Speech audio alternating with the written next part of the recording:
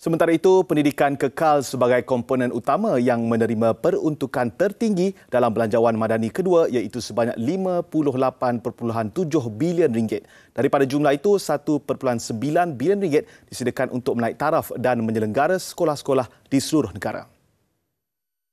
Datuk Seri Anwar berkata 26 sekolah baru juga akan mula dibina dengan kos keseluruhan RM2.5 bilion. Selain itu, 26 prasekolah baru juga akan dibina melibatkan kos RM82 juta. Datuk Seri Anwar juga mengumumkan 2 institusi pendidikan Islam dibina dengan kos RM220 juta di Bukit Jalil dan Negeri Sembilan.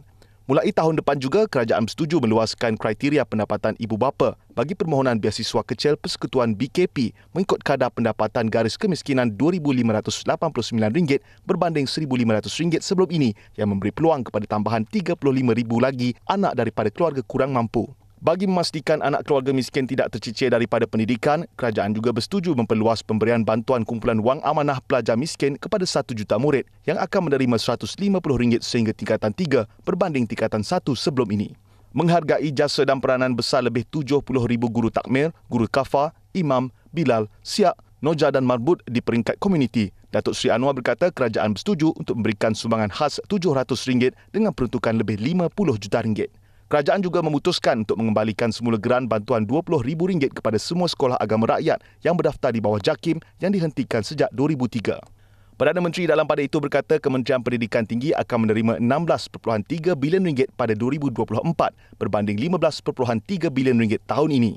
Antara diberi keutamaan adalah memastikan capaian internet di tahap terbaik, kerajaan menyediakan RM250 juta untuk menggantikan dan meluaskan capaian Wi-Fi di semua universiti awam.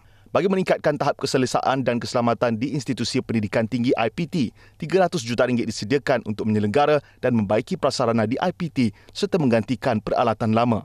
Datuk Seri Anwar berkata kerajaan bersetuju untuk memberikan diskaun bayaran balik pinjaman PT-PTN bermula 14 Oktober 2023 sehingga 31 Mac 2024. Pertama, diskaun 10% atas baki hutang untuk penyelesaian penuh pinjaman.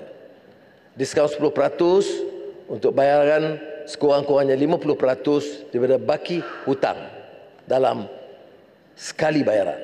Diskaun 15% untuk bayaran secara potongan gaji atau debit terus berjadual.